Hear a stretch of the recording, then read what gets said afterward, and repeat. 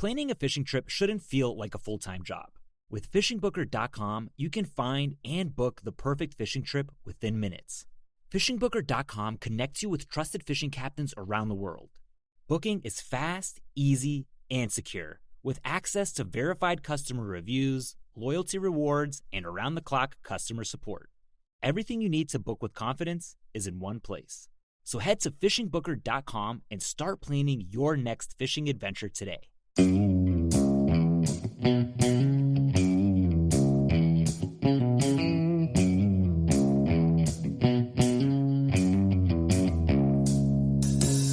Well, all right, welcome back to the Survival and Basic Badass Podcast, Kevin and Chuck. Today, we're going to talk about when the shit hits the fan. Basically, like, kind of what to expect, what's going to play out. I set a timeline of the first 2 months, but, basically see how things start to deteriorate. And I feel like that's when you're going to have your most dramatic change, because I think you've kind of hit rock bottom, by 2 months. Probably really the first month, things pretty much getting bad. But let's take a look. So one of the first things, like, you're going to notice, first you're going to, now I guess it obviously depends what event triggers this, right? So, right. we talked about, maybe like nuclear winter or, I don't know. There's so many things. EMP. I learned a new thing, black sky event. Have you heard this one? I've never heard of that. A black sky event. I read somebody talking about it, and I'm like, what the hell is a black sky event? Apparently, that's when all the lights go out. Okay. And I was like, oh, okay. Well, that just sounds like an EMP or anything. I'm reading an audiobook now that covers like viruses, computer viruses. Same thing with, pandemics and things like that. And, there's all these different, things that'll, cause something to start to fall apart in society, to break down. But there are certain similarities to a lot of these events, things that are going to, be common from one crisis to the next. However, we are saying shit hits the fan. And by shit hits the fan, usually it's at least a national event and usually a global event. So we're kind of, basing it on that. We're not talking about necessarily in your community, with a community shutdown where you have FEMA and everybody else coming in to, still able to function and bring civilization back to full performance. Right. Well, a lot of those big events like Hurricane Katrina and some of the larger earthquakes in California. There have been some major tornado disasters in the Midwest of the United States. More severe Puerto Rico. Tsunami? Yeah, there's that big tsunami in, was it 2003? A lot of those events are cause like huge losses of life, destruction of property, grocery stores are destroyed, but there's usually people, coming to help. Whether it's, Hurricane Katrina, I know Walmart had hundreds and hundreds of tractor trailers waiting outside the city full of bottled water just to pull it in, right. And there's people that are out to help for these major events, but some of the disasters that we're looking at are things that, there might not be anybody coming to help out. There might not be any cavalry riding in with food and water. And that's the kind of event we're talking about today. All right. So let's kind of get into it. So one of the first things, like, if it could even be like economic collapse, that kind of thing, where you start to see gold and silver skyrocket in value. You start to see the run on the stores. But let's kind of, so the first thing, like ATMs, that kind of stuff, they're going to go dry. Whether it's, a financial crisis or not, people, when they panic, they run to the ATM and they're like, oh, I should get some cash. Get cash. That's why we talk about, having a reasonable amount of cash on hand. I know none of our listeners are going to have a problem with that because they've all taken our advice and stacked a little bit of cash aside so that, it's not too terrible in the first. I do feel like you're probably better off having supplies as opposed to cash, because how much cooler is it if you just don't even have to go to the store at the last minute? But if you go to the last store and, for whatever reason, the power's out or the internet isn't working or whatever, stores might not be able to take credit cards. And that's one of the things that, people panic about and, as a possibility. And just imagine the prices of ammo, because look at it now. Now imagine you're trying to get the last box of 22s at the gun shop, and it now costs $100. Right. Now here's the next thing: cash is going to be good for only 1 or 2 days anyway, because as soon as people realize, now we're talking about shit hits the fan. So what is it? The end of the world as we know it. That's right. When that happens, you also have, as soon as people start to realize, hey, I'd rather have stuff than money because stuff is going to be worth more after 2 or 3 days. But it's got to be when people realize it's not coming back. And as long as you have people who think, oh, don't worry, the government's going to take care of it, then cash is still going to keep going. Right. All that. But as soon as people reconcile with it's never coming back, or it's going to be years, then your money's going to be worthless and you wish you got rid of that. So you are going to want to, at that point, people are desperate to get cash, but then you also want to get rid of your cash. Right. You want to be able to use it. You want to turn it into supplies and valuable goods. All right. So that's your first thing. Next thing, like you're going to have maybe the first 2 days, you might get a day reprieve. I think it's going to be around day 2, depending on the event, but you're going to get rioting and then looting. So maybe this event's already occurred because this crap keeps happening all around the country. Who knows, but rioting and looting, and then it's going to get to more severe where just, violent. It's going to start to organize around day 3, I think, where, you're going to have people really trying to seize power and kind of control little areas and realize that they're getting desperate and they need to, now the supply chain to the grocery stores, you guys have heard us talk about, they have, on demand groceries there. And you're going to talk about 2 to 3 days of supplies on the shelves. So if you go into the store, you're not really buying, what tons of stuff. It's going to disappear quickly. And you need to realize, the sooner you can recognize things are going on, but also how much better if you realize that you don't have to put yourself into a dangerous position going to the store and fighting with an angry mob. Right. Now, I know a lot of you guys remember right at the beginning of the pandemic, there were a lot of shortages of different things, paper towels. And I know at my grocery store, you couldn't find any canned food. All the canned soup was gone. All the canned vegetables were gone. Everything was, panic buying for at least a week. And people knew that more food was coming. Right. But you talk about that 3 days, people, trying to seize power and control certain areas. How many of those trucks are going to leave warehouses to go to the grocery store to resupply that aren't going to make it?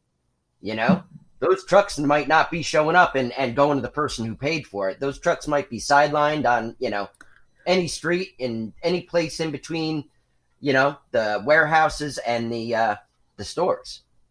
And time again, we keep hearing truckers say, look, if people are rioting and out of control, I'm just not delivering to that town.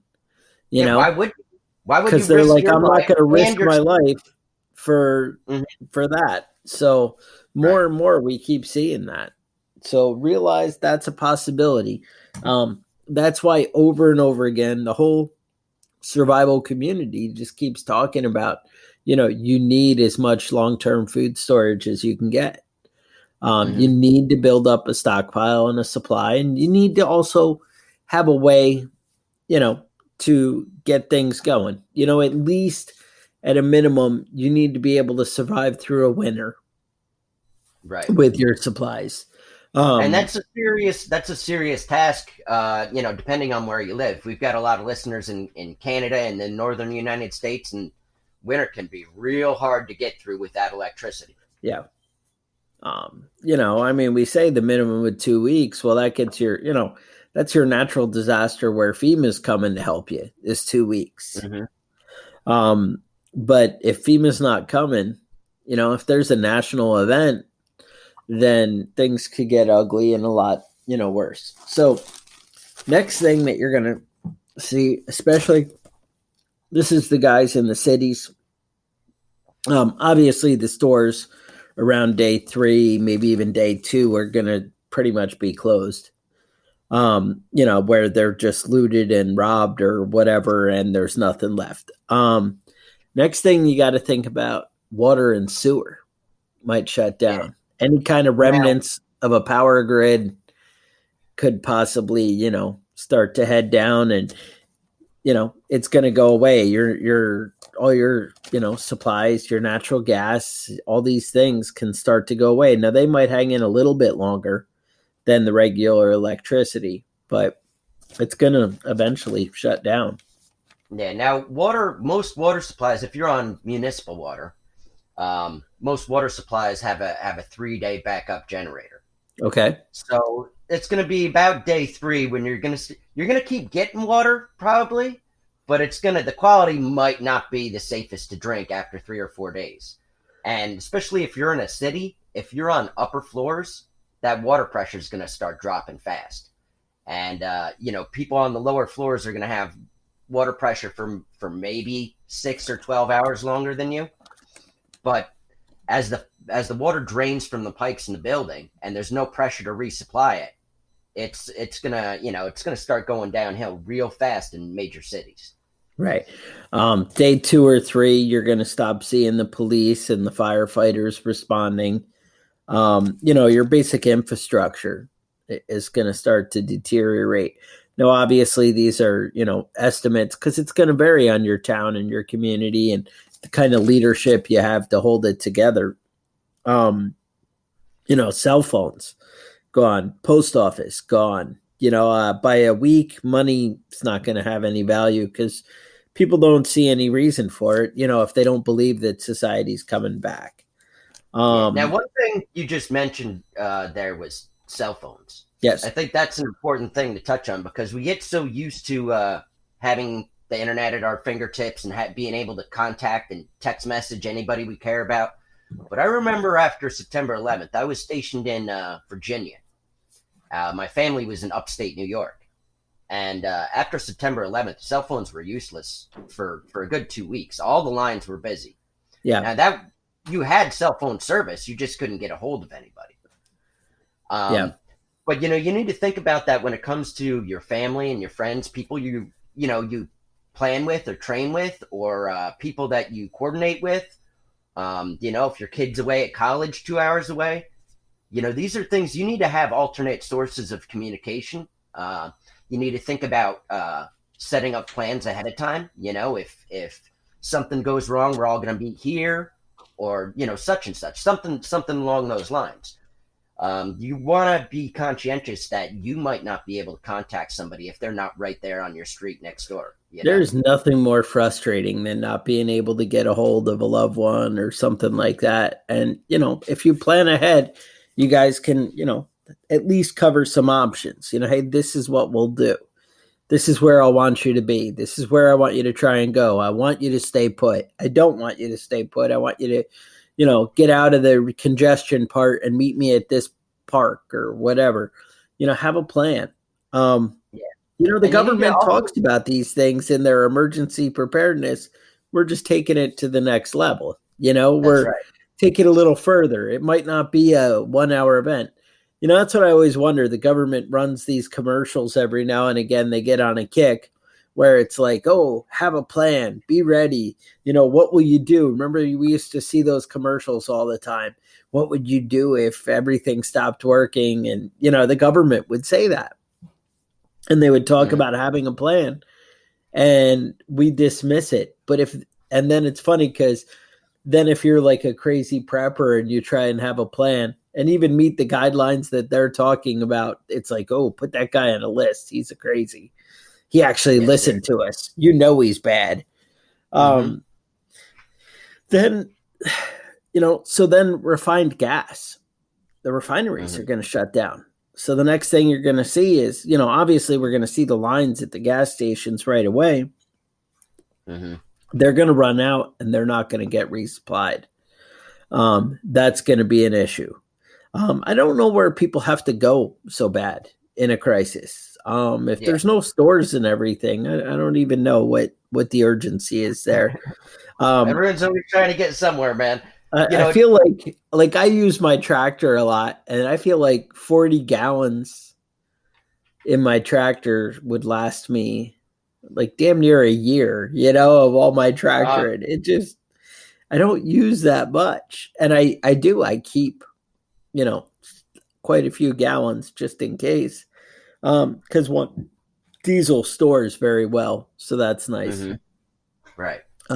You guys may want to look into stable, but to be honest, if you're going through your rotation of like stored fuel, you're going to find that, it'll keep as long as you're going to, need it. And the reason I say that is, no, it's not going to keep over a year, but if you're going through your rotation, you can't tell me you don't use that extra 20 gallons in a year. You can't work that through every 6 months in your, vehicle or whatever.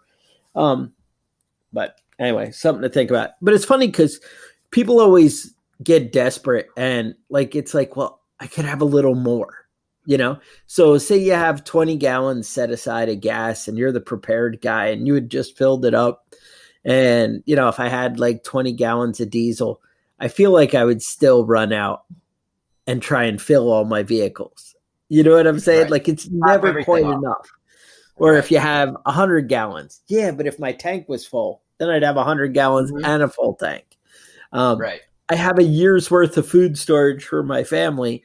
And I just need to go to the store because if I can get the next month where I don't have to touch my year of food storage, how much better off we'd be, or I could maintain some normalcy.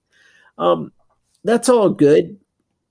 But try not to get shot going to the grocery store, and it kind of all falls apart when. Right. When you got to have a fist fight with 3 guys over the last can of creamed corn. Right. And I feel like it always plays that way. You're like, well, and there always is one more thing, you need. How often when the power goes out or we even, as preppers and stuff, are you like, well, I should have had this. I've given the example before, like I didn't have a coffee grinder. I had beans, but I didn't have a way to, because I had an electric coffee grinder, but I didn't have a way to do it. And just like little things like that, or, having a percolator to make your coffee. I mean, because obviously we have pots and pans. Obviously we can cook over fire. There's things you think about and you're prepared for. A quick cup of coffee in the morning goes a long way, Right. All right. So then all of a sudden, now think about the roads are eventually, I'd say within a week, you're going to have roads being clogged with dead vehicles. The reason I say this one, you're going to have people kind of setting up roadblocks, kind of setting up a little, make it toll roads, basically getting desperate, looking for supplies. You also have people running out of gas. Right. And that's fine, 1 or 2 on the side of the road. You pull off to the side of the road and now you're walking, but, 10% of the cars, 20% of the cars running out of fuel. That's it, man. If you're trying to make it to Chuck's house and you're like, well, it's only 5 more miles. I'm just going to drive as far as my car can go. And your car dies when your car dies. People do what they got to do when they're desperate. And I understand it. but it's something you got to kind of prepare for because clogged roads are going to make travel difficult. Right. After about a week, most of these store generators are going to be gone, at your hospitals and stores. Right. Nobody's going to, they're not going to be able to pump gas, things like that. That's all gone. By 2 weeks, all the medical supplies are going to be exhausted. Now, I think yeah, go ahead. That's an important thing to bring up because, going back to 1 week in, you're starting to look at in major cities some serious health issues just because sewage is just going to be backing up into the streets, and anybody into your clean water supply, right, into all the streams, the rivers around you. Think about the stream near you. I have a beautiful creek up, just up down the road from my house, and there's about five sewer plants that discharge cleaned sewage into that river. That's not going to be clean sewage after a week in. That's going to be raw sewage running into those streams. That's going to be raw sewage. If you can't flush your toilet, oh, Jesus, this just brought some traumatic memories back. I went to do some work in a guy's house. All right. And he was a real, real shitbag, and the toilet stopped flushing. Yeah. In his house. Instead of fixing it, he just kept shitting in it. Oh. And there was like a fucking nasty pile of shit just doming up out of the top of that toilet. Like he clearly was hovering over the top of it to poop on the pile on top after a certain point.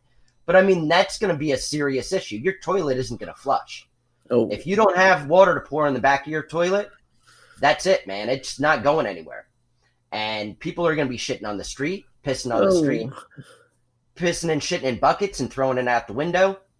And any of those people that are sick, it's going to contaminate everything you touch and everything you eat and everything you drink. Yes. And everyone's going to get dysentery.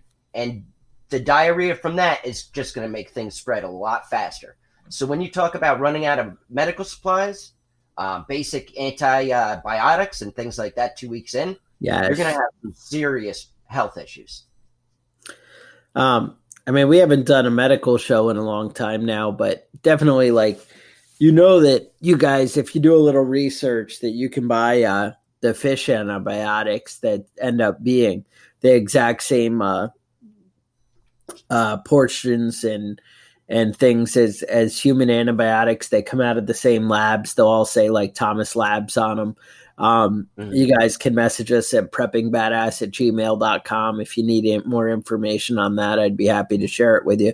There's a bunch of books out there that are really great. If you go back to our episode on, medical stuff, you would cover a lot of that. But anyway, if you have questions, you can email me. That's another topic for another day. And I'm sure if you search, prepper antibiotics and fish antibiotics, you can, kind of get in there.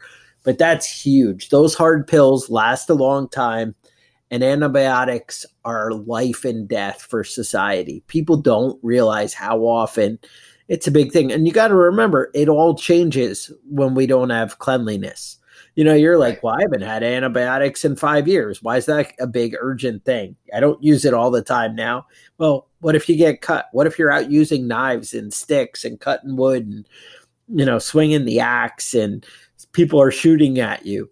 Is there a chance you're going to get a cut that maybe you're not really exposed to in your day-to-day, now? Mm-hmm. Maybe you're going to eat something that you had stored maybe improperly and didn't realize, and you get sick from eating some bad food. There's a lot of things. I know a lot of guys, stock up their shelves and then don't look at their stuff again. Yes. Dirty water, any right. of these things can, expose you to sickness that, it's something you need to plan for. But the other thing is people's insulin starts to go bad. Now, insulin needs to be kept refrigerated. When it's not refrigerated, it basically degrades quicker. And it just basically has a shorter shelf life. So that's the big thing. But the thing is, you're not going to be able to go to the pharmacy or the hospital and get some more. Well, if you're dependent on insulin, you're kind of stuck and you're going to die. I don't know. I have some friends that are diabetic, and I really have been trying to figure out some sort of a long-term solution for that. And they said so make a far, pig farm, and they said yeah, something with pig I mean, pancreas. really, Yeah. yeah, it's really so complicated to do on your Yeah. own that It's it's not. Yeah. almost not possible. It's not possible. I mean, it is, but in the world that, we're going to have, and without being a scientist, it's going to be ugly. So yeah. And like I said, There's a lot of other medications people are on, blood thinners and things that are preventing heart attacks and strokes. There's a lot of medication that people have to take regularly that are not going to have access to that. So it's really important that all you guys that are on medication stay as ahead of things as you possibly can. All of them have different expiration dates. All of them have a certain amount of time they can not be refrigerated. Now, but there's hard pills are good, but will last longer than anything else. But and honestly, with insulin, there are a lot of new things happening. You need to talk to people, if any of you guys know anything. I have seen they do have stuff that doesn't need to be refrigerated, but I assume it has a shorter shelf life.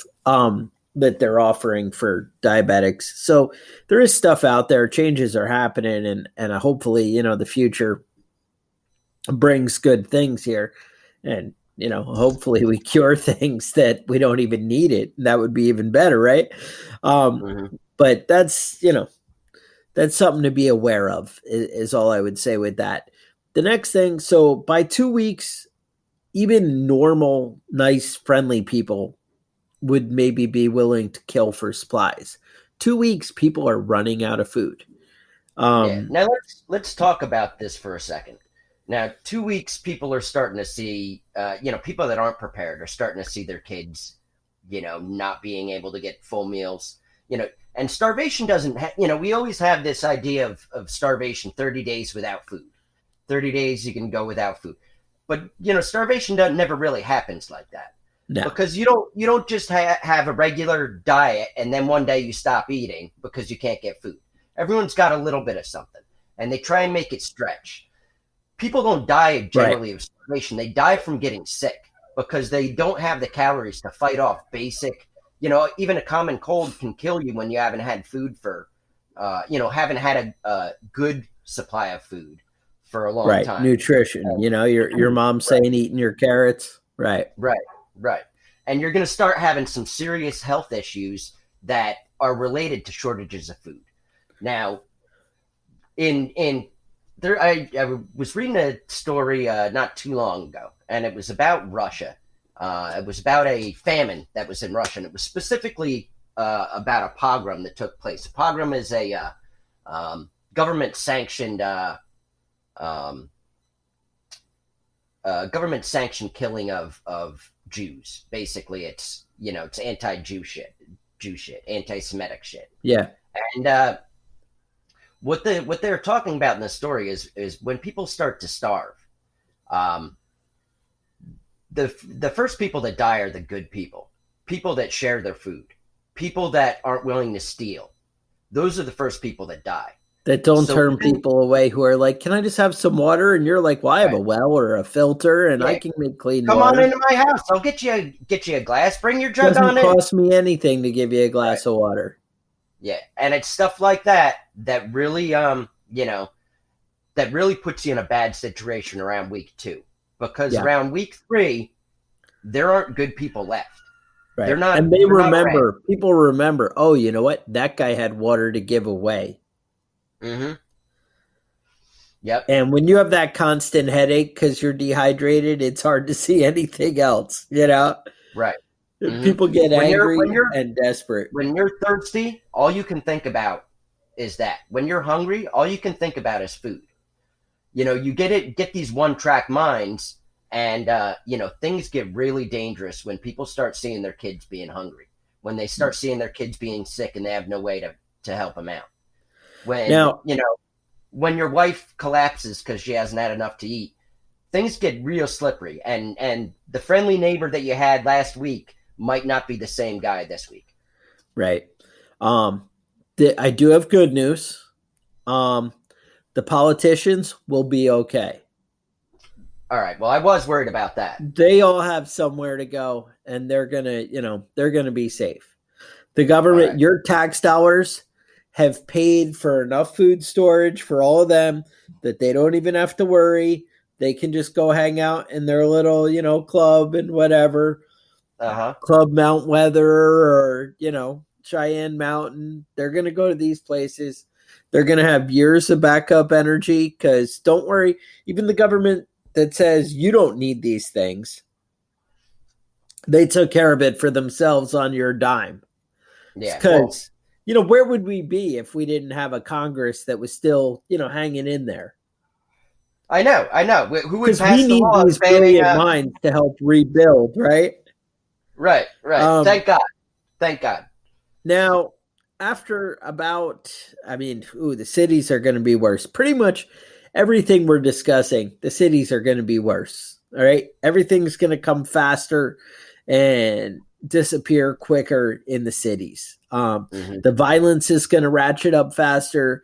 The waste and sewage is going to ratchet up faster. The dead bodies in the street. Bodies are going to start to be a problem by a month. And in the cities in a week, bodies are going to be a problem. You don't know the smell and the bad things that come there. And the diseases Kevin had already talked about. These things, it's going to get bad. Now, think about mutual assistance.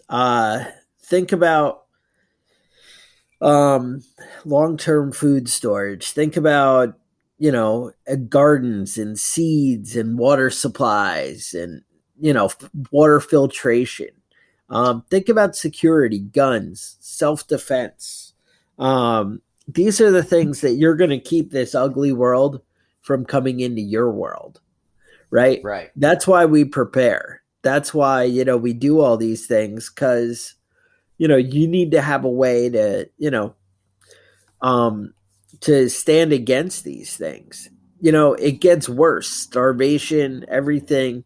1 month by 2 months, nobody has anything. As Kevin had said, there's only criminals left. And by criminals, it's what he said. It's people who are willing to do anything to protect their family are going to be the ones who survive. And kindness and sharing. Now, if you can orchestrate some kind of mutual assistance, that's going to be great. But make sure it's mutual, and that's going to be the thing. Is it's got to be people helping each other. Everybody's going to have to pitch in to, make these things work and, kind of go together and get along. Now, you were talking about, there's some other concerns. Like, it's not just the basic events. There's even more, severe things. You add like nuclear winter into the equation. Yeah. Now, I was looking at some of these different things here. There's 9 major nuclear powers. Okay. So there's NATO. That's the U.S., France, and the U.K. Then there's Russia, China, North Korea, Israel, Pakistan, and India. Now, the NATO powers, U.S., France, and U.K. have thermonuclear weapons. Those are, exponentially bigger than the bombs dropped in Hiroshima and Nagasaki. There's also, Russia and China have thermonuclear weapons. But even if you took the smallest weapon that the U.S. has and set it off, say, in Pakistan. Pakistan and India have been going to war over and over again, repeatedly, over the Kashmir area. And they each have approximately 100 nuclear weapons. And now, if they really got into it, you had got an extremist leader someplace, or an extremist group takes over the government, and those bombs get set off. That's it for India and Pakistan. They're wiped out. But that's also it for the rest of the world. It's going to take about 7 to 10 days before the dust and the fallout covers the entire planet. And it's going to, it's approximately, let's see, they estimate it's 5 million tons of smoke. Now, that smoke goes above the rain clouds. So when it rains, it's not going to disperse. It's just going to stay up there. And it's going to damage the ozone layer, and it's going to darken the sun. And they estimate that food production worldwide will reduce by 25%. So that means that, places that are already short on food, that's just mass starvation immediately. 2 weeks in, people are already can't get food anyplace. They can't get rice. They can't get beans. Places in China, immediately, people are going to be starving to death. Places in the Middle East, starvation is immediately going to set in. And then the United States, 25% reduction in food is going to be a big blow, and if you don't have food already stored up, you're going to start seeing major shortages. And let's see.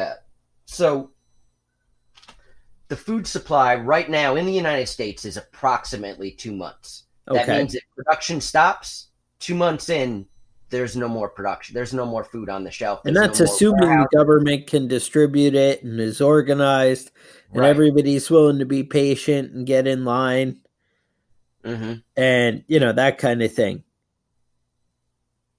Right. And that's not how Americans like to function. I mean, there's not a time that I can remember when there was a shortage on fuel, even temporarily, where you didn't see fist fights at gas stations. Right. No, we roll pretty, because you got to get mine, Mm-hmm. That's right. That's right. We have a very selfish attitude in the United States, and it served us well, but it's not going to serve you or your neighbor well when shit goes down. No. And counting on the government, is not going to be the solution. So you just have to really think about how you can prepare and take care of your family and, supplies for your own, that's the whole thing. That's what it comes down to. Mm-hmm. Now we're at 2 weeks. Now let's bump up to 3 weeks. How are we looking 3 weeks? 3 weeks are bad. All right. So you do have, at this point, we have the bodies starting to decompose around, because people aren't burying everybody that, is getting sick and die. People are completely desperate, where they are willing to do anything to take from you. Things really, it's only the people who are cutthroat and willing to take supplies, or the people who really have the long-term, survival and a means of security in order to defend it. And you're also getting angry, desperate mobs that end up being like locusts, where, they're just kind of roving up and down the highway and starting to infiltrate into the city, into the towns and the little roads. Mm-hmm. They're heading to the country. Right. And they're just rolling through as the angry mob. And, it's tough how prepared you are, where if 50 people in a big herd come rolling up, to hold them off when they're angry and yelling and entitled, and they're hungry babies, and your wife's like, can't we just give them water to, get them going? Water doesn't cost us anything. And that's really where you're at that point, where things really fall apart. It's like giving a homeless guy $1. He's not going to leave you alone next time. Next time he sees you walking down the street, he's going to remember. Every time. Hey, remember, buddy? Remember me? Yeah, that's happened to you. Don't even try. Yeah. No, so that's it. And then it starts to fall apart. After that, as you get into the 2 months, it's the people that are organized. It's the people that are starting to establish, communities and mutual defense, that are going to be the people who are going to thrive, unless you're, really isolated. I mean, if you have a road going to your place, you're probably not isolated enough if that's your only plan. Yeah. I mean, if you live in the backcountry in Montana, you're a lot better off rather than being the first house off the first exit of the highway leaving the city. Right. If it's 10 miles to the next house, they might not make 10 miles just to get to you. but they might, but, 3 weeks, 4 weeks, that's right around the time that there's going to be a real shortage. People are really going to be running out of fuel. Yeah. People that hopped in their cars to try and get over to, over 3 counties to their bug out location, they're going to be there. Yeah. But the places that are, the people that haven't been planning or storing up things, their tank of gas is going to be on E, after the first 2 weeks, and they're going to really be only going out when necessary. Yeah. They're going to be riding bikes. They're going to be walking, but cars are going to stop being a thing altogether. Yeah. By 2 weeks. Your little roving gang of thieves that are driving around in the pickup, taking pot shots at people. Yeah. They're stealing gas out of people's garages and stuff for that first week or two. And, robbing whatever's left. But after that, about 2 weeks, it's rare that you have somebody, still supplied. Yeah, and can I give everybody just a tip? You can go online right now and order a gas siphoner, to siphon gas out of tanks. It's only about $10, and you can just stick it in your Harbor closet. Freight has it. I have one in my pickup. I've used it 100 times for other little repairs, like I'll empty a tank to clean things out or whatever. Yeah. Dude, I've never used mine, but I do keep it in my car. Also, it wouldn't hurt you to go online and use some of that free time you have and, check out YouTube has ways to siphon gas with like a garden hose. There are ways to do it, but little planning ahead and $10, that's good too, but you never know when you're not going to have that in your car. But I'm telling you, a hand pump is a lot better than a mouthful of gas. A hand pump is better than a mouthful of gas, but there is a way with a garden hose. If you cut it, do things the right way, that you can get it without, sucking it in with your mouth. So there are ways to do it. I'm just saying the internet's your friend, but guess what? The internet works now. It doesn't work when you're stuck and there's no power and everything's shutting down. So you need to think about that. That's definitely a real thing. Getting stuff out of, gas out of vehicles that are abandoned, especially like an EMP and stuff, you might be able to salvage a lot of gas on the highways and that kind of thing. If vehicles stopped, I know a lot of people talk about with an EMP, most vehicles, it's not really a problem. More and more, things keep changing. Another thing, like an audiobook that I'm listening to now, I think it's called Surviving the Fall or I don't even know. I'm going to pull it up here, see if I can grab it for you. Of course, my phone is slow. I always hate when I have to bring things up because it always takes like an hour. That's always the downfall. Surviving the Fall box set is what I got. And they talk about a virus that basically, how we have the Internet of Things, right? So how like you can set your thermostat with your phone, right? That's the Internet of Things. Some people you can control things on your TV. Maybe it's just like a Roku box or something, but you can do it with your phone, right? Or how you put your YouTube shows up on your smart TV, right? From your cell phone. You can do things like that. That's basically the Internet of Things. I mean, I know you're like, Bluetooth or different things, whatever. The more things are interconnected, the more exposed we all are.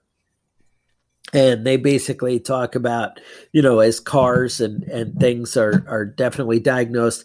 I know when I used to do appliance repair, I'd talk to the GE guys, and they would have the communication stuff set up in the washers and dryers and things like that. They could actually sit in your driveway and look on their computer and see how your refrigerator's been running, tell how long it's, the compressor stays on and things like that. Same thing, washer, dryer, they can see any faults or errors before they even go into your house. They don't need to plug a cable into it. They don't need to do anything. It's just connected. Well, think of how exposed we are to computer viruses with things like that. We see how in-depth the government. And it's funny, again, using our tax dollars to create things. You guys remember back when we did that episode on Vault 7 and all the things that the government, how, intrusive they get. I don't know if you guys remember, but they were suggesting that we ended up shutting down and destroying the nuclear stuff in Iran. And we caused those viruses and had problems, is what people were saying. Allegedly. And if that's the case, I mean, if those things are possible, think on a bigger level. If you put a virus that destroyed things, I mean, that's basically what that audiobook was talking about, was basically they were shutting down cars and they were shutting down, infrastructure. And, it all falls apart really quick. And how exposed are we? And turns out there's people that hate America. There's people who hate the civilized way of life, that think that we need to get back to the kind of Stone Age that they're living in. And, there are people that are not fans of hot American chicks in bikinis, which I don't understand. You don't get that? No. But it's offensive to some people, and some people are really pissed about the way we act. So there are a lot of things out there that could kind of take us down. And, it just doesn't cost you that much, a little bit of your extra money and time. You put your hobbies into certain things. Being a little bit prepared for, inevitable, future disaster. Societies fall all the time. It's happened over and over again in history. I don't know. Just remember you're exposed, and it would be a little smart to be prepared. That's all I can tell you. Now I think we're in an age of information where, things are very accessible to us. But the truth is, once power goes out, the internet's not going to be easy to get. You might be able to get cell phone reception and might be able to get online, but it's going to be slow. You might be able to get the radio, on a battery powered radio that you have in your house for a couple of weeks before they run out of fuel for their generators. Yeah, but how many people even have a radio right now? I mean, think about that. I would have to go dig one up. Seriously, I'm the prepared guy, and I would have to go dig it out of my garage someplace and put batteries in it. So I mean, it's one of those things that it's everybody was freaking out at the beginning of this pandemic, but imagine how much people would have freaked out if the radio wasn't on, if they couldn't turn CNN on and see what was going on.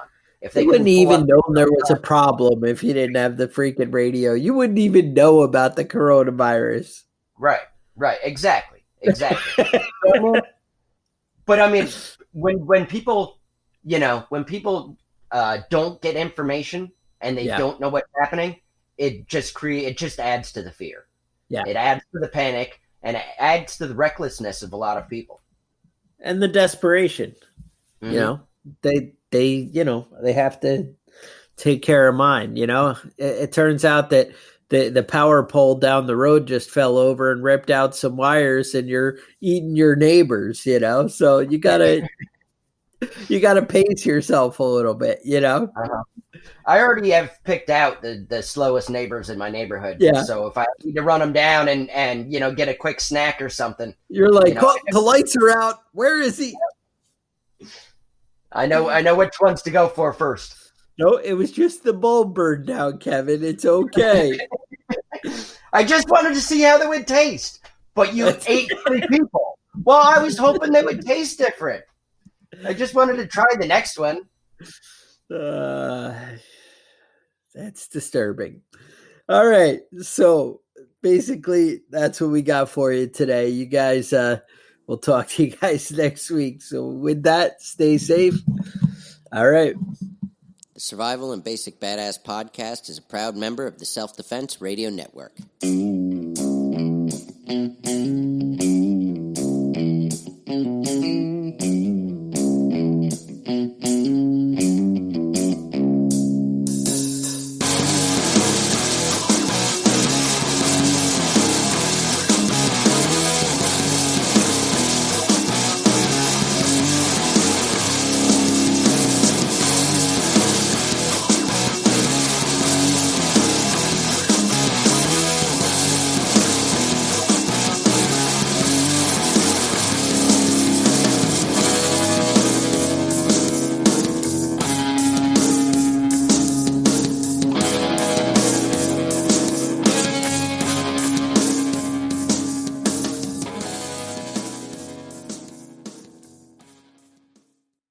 Planning a fishing trip shouldn't feel like a full-time job.